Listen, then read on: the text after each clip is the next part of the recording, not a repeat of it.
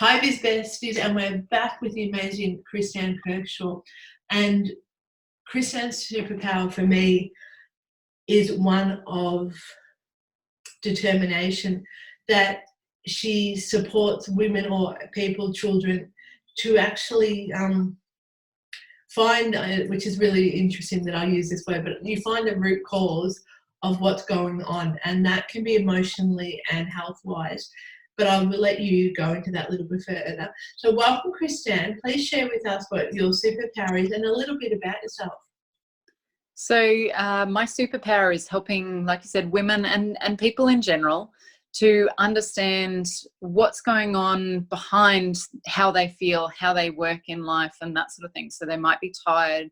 They might be tighter than they would expect. Often when we're raising little people, we might be tired anyway, but that there's other symptoms in their life that just don't make sense as to why they're there, and they may have tried traditional medical route and all that sort of thing, and they just feel that there's more to what's going on, and I help them to dig a little deeper. And we do detective work. Like you said, it's not just about one thing or another. We look at sort of emotional connections and stress connections, as well as the my specialty is in the minerals side of things as well.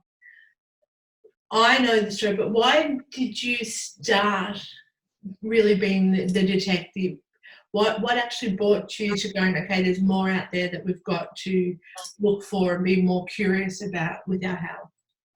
It was my youngest daughter, who is now 7, but when she was a baby, she was really, really reactive to the environment around her. And as a little baby, that's to my milk. So she would projectile vomit. She had silent reflux as well. After the first few weeks, she didn't gain much weight, so she was borderline failure to thrive. And there was just so much going on with her. And I'd had twins 6 years before, so I thought I could do babies. I thought I could do one baby, no problem, because I'd managed to do 2. But she was on a whole different level again. So to cut a fairly long story short, we ended up doing an elimination diet and found that a lot of foods I was eating were triggering her to be very unwell, not to sleep, and a whole range of other things with her reactions. So I then kept asking, and like you said, I was curious, and I kept going, but hang on, I can't eliminate all these foods from either my diet or her diet forever. It's just not going to work like that. 15 foods is not sustaining. Mm-hmm. But that's the happy place that we got to. I could deal with 15 foods if it meant I had a happy baby that slept. But it wasn't sustainable. So I stumbled into the importance of magnesium, and that got me curious and learning more. I have a science background, have worked in tertiary institutions with teaching nurses and biology students and that sort of thing, how different systems work. So I had that background to be able to be curious, but from a different angle to what most people end up going in. So I found a researcher in the US, had a consult with him about 6 years ago, and the rest is history. That for a child that was meant to start school in 2018, apparently with maybe 40 or 50 foods that she could eat, that's what the specialist told us when she was 8 months old, that she was just going to be one of those allergy kids and that there were no options to help her. And she started with probably 40 or 50 foods that she could not have at that stage. And at this point in time, we only eliminate gluten because we suspect that she's a celiac. So a couple of years on, she's a happy, healthy, growing well, doing well at school kid. So that's what stemmed me into this. And my nature is to help everyone where I can. So it started to spill out as I learnt more, and it's gone from there. Just to take you back to that time, I would presume, and it is an assumption, that it would have taken a lot out of you personally and emotionally, as much as the fear of the health and safety of your child. Your health and safety would have been called into question as well, being sleepless and not being able to make a child happy, which as parents and mothers, that's what we're meant to do. Absolutely. And it was really disempowering a lot of the time too. And I think that's probably driven me to do what I do now too, because it was always, well, what's that doctor going to say? Or what's that specialist going to say? And if we have another reaction, what is that going to mean? Are we going to get an anaphylactic reaction to something and end up in hospital? And if so, what will happen? And so it was really disorientating and hugely stressful for me. And I can look back now and realize that it was having a physical impact on me, because again, in what I've learned since, when we're stressed from anything, whether it's an emotional stress, a financial stress, a work stress, a metabolic imbalance stress, whatever, a child being sick, that has biological implications on our bodies. So my body was getting more and more worn out. And the irony is that that was probably contributing to her being more and more reactive. So until I started to take care of myself, and with the focus of her, but actually on replenishing my minerals and taking care of me, she didn't start to heal until that time. But of course, I did this all for her initially, and it became a story actually about me realizing just how out of balance I was. And I had a lifetime of being unwell, realistically, and her situation, just, she was the canary in the mine, which highlighted our whole family and generationally where that had been, and so on, because we will put, as mothers, we will always, and women in general too, it doesn't have to be, there are women out there who have fur babies and no human babies. You'll always, we're programmed by culture to actually put ourselves second or last, depending on the cue. And so we'll often help others, the proverbial give shirt off your own back type thing. Yeah. And it's so important to actually look inwards and take care of ourselves so that we can properly take care of our own family or loved ones, whatever that might look like. So I've spoken to other women and we've talked about mindset, and we've just spoken to Sinead, so we've talked about spirituality and intuition, and we've talked about the divine feminine, accepting your femininity. How, and what we haven't touched upon is how physically or physiologically that we don't look after ourselves. Yeah. Like internally, we don't look after ourselves internally, and we actually aren't, we're taught about weight. And I spoke to Caroline Power yesterday and about, that we're not our weight and all of that sort of stuff, which is really important. But internally, you've been talking about minerals. Do you want to touch on that a little bit more and how that relates to what we're not doing?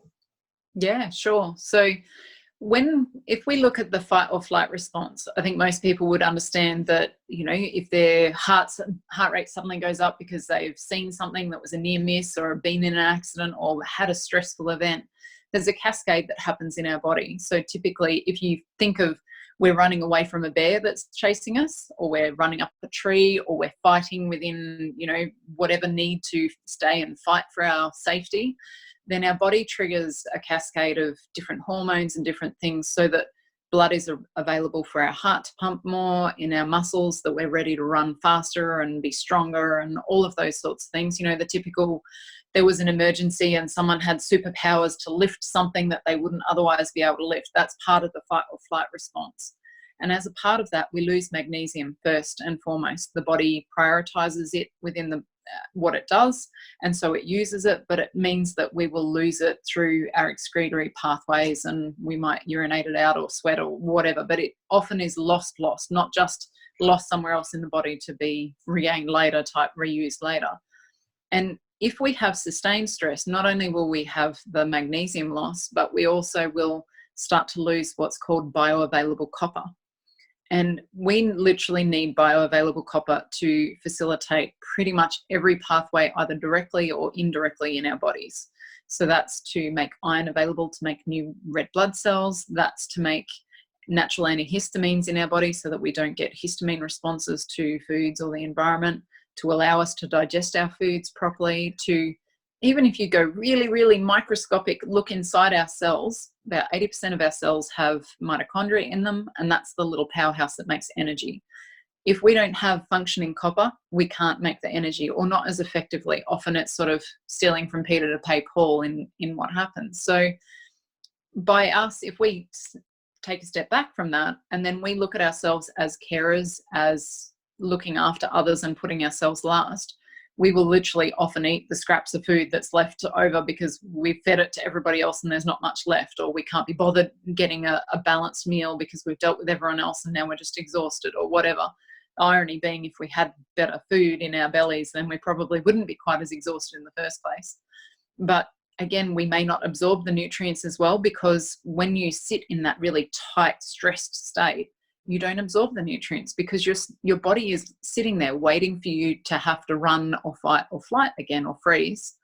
And so you literally don't absorb the nutrients as well. So self-care practices and ways to bring your body out of that fight or flight are so important.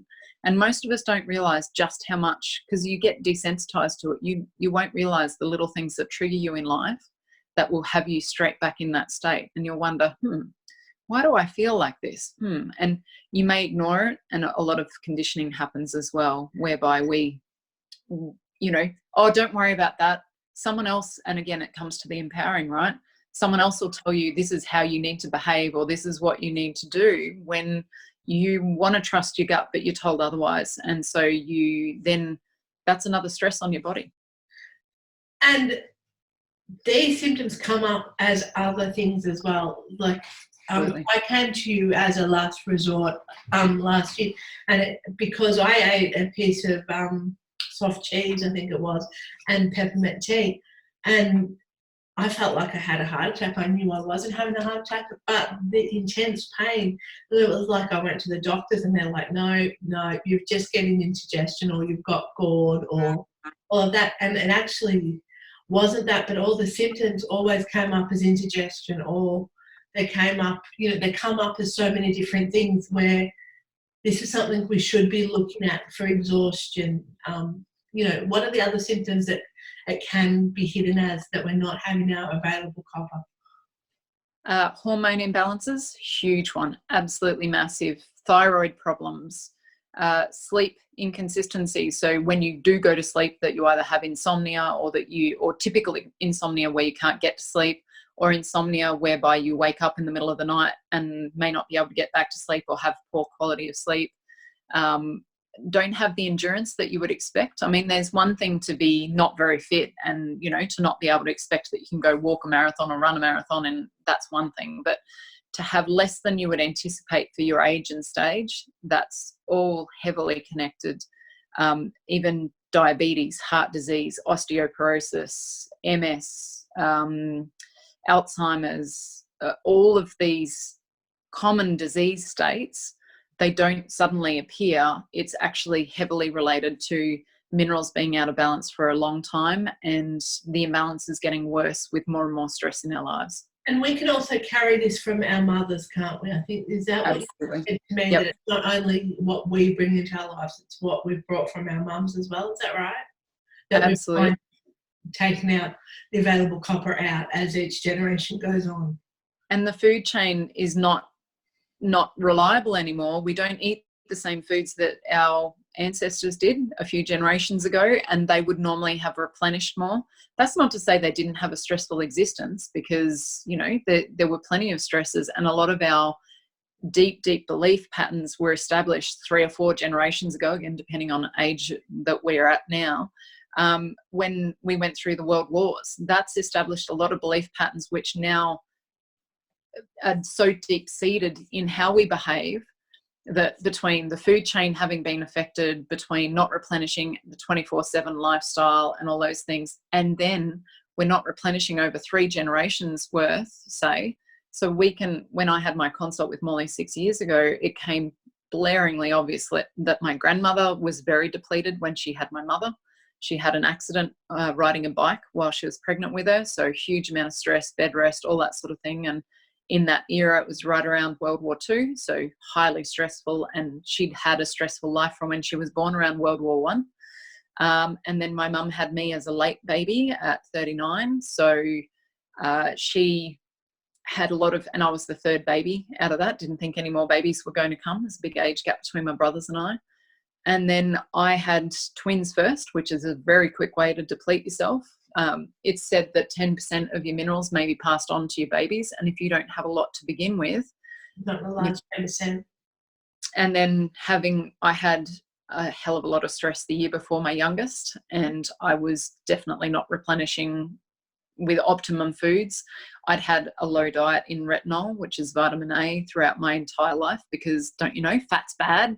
We've had a lifetime of being told that certain things are bad, when in reality we actually need certain whole food versions of things. You don't want the synthetic stuff. I'm not keen on that. But then you start, honestly, the generational sickness is going to continue to get worse, and there's premature aging happening.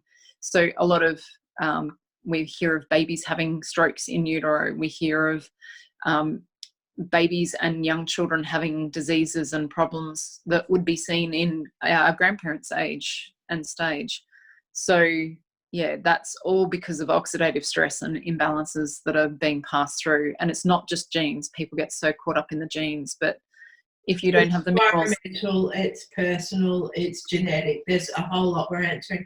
With all of this knowledge you have, that you always have, you do actually support everyone, but you also have a specialty in supporting mums. What do you do there?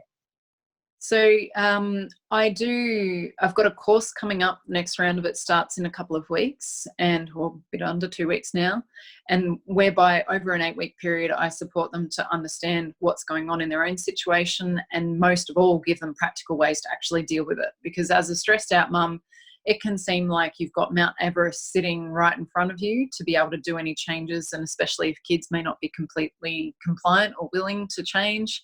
And then we get so tired that it's like, oh, it's just too hard to bother making any changes, so I'm not going to. So I've walked this path myself and with clients, so I have a lot of tips and tricks on how to actually roll things out, get the practical side, get you feeling stronger so you can support your family as well. And then we step through different, so there's a focus on us, there's a focus on our kids, on our food, and then the practical application of the whole lot, and broadly working towards the root cause protocol, which is the area in which I'm trained. But the main focus is actually on us and our families rather than the protocol. It's sort of getting us ready to do more and be more prepared.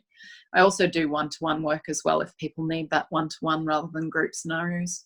And I was going to say, your main focus, and you are trained in being able to recommend different minerals and vitamins and all of that, but your main thing is about having whole foods and foods that are available to us and choosing the right foods. Yep. And being that we have lots and lots of vitamins on the supermarket shelves, is that what you're telling, when you're saying that we lack magnesium, is that what you're saying that we should all reach out and do? Generally not. A lot of the supermarket chemist and even the practitioner brands, sadly, I had someone ask me just yesterday, what about the practitioner things that we can get at the health food store? There are some products in Australia particularly, and I'm sure this could be a worldwide audience too. Same applies. There are some products that I'm sure everybody can access which are okay, but a lot of them have synthetics added to them, synthetic B vitamins, added iron, calcium, zinc. There's a whole lot of things which we are conditioned to think are helpful. Some of us may have heard of different paradigms where they say, oh, you're just weeing out the money that you spent on these, which is kind of true. But in the process of using a lot of those supermarket brands or chemist brands especially, you actually add more stress to your body. You add more imbalances to your body. So it's really, that'll teach me. I had an alarm go off. So it's really important to, I guess, think about, we want you to support your whole body to work and not to either go with a multivitamin that may add to the stress or to add components which, just may make you feel crappy too. You may as well target what you do if you do supplements. And food-wise, again, I'm not a nutritionist. I'm not going to give you a dietary plan or anything like that, but I empower my clients or my training, my course members to be able to understand what direction they need to go in order to be informed and making decisions for themselves. And just to make it clear, this is a very broad conversation that you have a lot more experience in offering advice. Yeah. It is a very deeper thing than what you and I are talking about. And the things I'm bringing up, I have worked with you and actually understand a whole lot more about it than what the general conversation we're having right now. But in general, you have a piece of or a recipe that everybody can do. Absolutely. And it is on your Facebook page. But would you like to tell everyone what it is and why we do it? Yep. So very popular recipe that anyone can do by going to the shops and getting a few simple components. You want half a cup of orange juice. Ideally, get some organic oranges and squeeze it yourself, really. You want all of the pulp and all the rest of it. At a pinch, you could go to one of the places where they make fresh stuff, ideally. Again, try not to use the supermarket stuff. If you do, you want something that's got nothing added at all, no stabilizers and preservatives and all that. And it is easy to check the side of that as well. Yep. And ideally, you actually want them not pasteurized, and that can be a bit hard to tell whether they've done that. But again, aim for the freshest possible option, but, do what's best that you can do. There's no point in going, oh, this isn't the perfect thing, so I'm not going to do it. You'll likely get some benefit. It just may not be optimum. So half a cup of orange juice. You want a quarter of a teaspoon of salt, so something like Celtic salt or Himalayan, or one of the salts that has not been processed to within a millimeter of its life, such as the iodized table salt. I would avoid them like the plague. And that's in general too. Ditch it, use it for making Play-Doh and get some real stuff.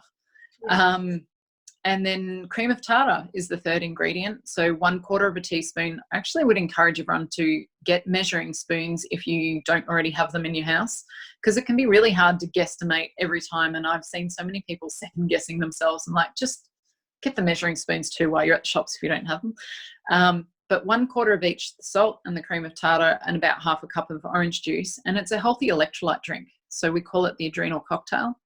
And that adrenal cocktail actually helps to relax you, to bring you out of that fight or flight state a little bit more easily. But even if you're stuck in that fight or flight, it gives you some of the critical components of the what the body needs. I just saw a video composition today where it talked about the science of where potassium is really important. And most of us have vaguely heard of potassium but don't realize there's actually little parts of the cell where sodium, which is the main part of salt, and potassium, they continuously cycle around. And if you don't have potassium, then that can't work. And just like if you don't have enough sodium, then they're not going to work optimally either. So the adrenal cocktail is great because it gives you some sodium, some potassium from the cream of tartar and from the orange juice. And then vitamin C is so important for our adrenal glands, which drive the fight or flight response. It's actually the single biggest storage spot in the human body of vitamin C. So very important. So, and you have a Facebook page. So, if people want to follow you, how can they follow you? So, if they go onto Facebook and search for Supporting Balance, you'll find me. There should be pictures of me. So, just search for this space. And I think it's facebook.com/supporting balance. I will put that in the description of our talk today as well. But do you have a website? Yep, supportingbalance.com.au has my website and a variety of different things. I do also include a few resources on what to do to get started and that sort of thing to try and find your feet in this field. And if you would like to read a bit more of my story, I do have that there. There's also a replay of a webinar that I've just done recently, which you can sign up for and to learn a little bit more. So there's a few options there. So no doubt, Kristan, you'll pop in and answer anyone's questions if they have questions from today. We have spoken about a lot, and if Kristan was worried that when she talks about minerals that disengages people, please don't be disengaged. And if you are suffering any of the symptoms, be curious about what Kristan has said, because I went to the doctor for 5 years with with different symptoms, and he kept saying, no, it can't be, no, it can't be, it can't be this, and it can't be that, to the point where I think I rang you and he decided to send me to a surgeon for a gastroscopy because to make sure I didn't have cancer. So I remember coming to you with a huge fear, and you're like, it's not, I doubt very much, still go to the doctors and all of that, of course, receive medical advice, but I doubt very much it's this. And we went through your questionnaire and all of that sort of stuff, and it was just what I learned from just participating in the questionnaire was crazy. So please be curious about what Kristan has said. As a woman, we do talk about our spirituality and our mindset, but it really is important to take that step as self-love and actually take care of ourselves physically. And we're not talking about exercise, but we're actually talking about what we do put inside us and how we fill our cup. healthily. So please follow Kristan. Kristan, thank you for being a part of this, because I think it's a really important discussion that we do look after ourselves and don't forget about the physicals.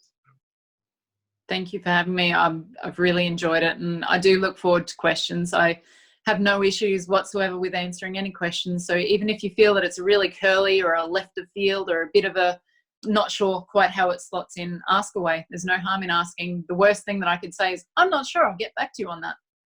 So, and knowing Kristan, that will actually thrill her, because she can go and learn something else about what she does. So thank you for attending our session, and we will see you at the next one. Bye.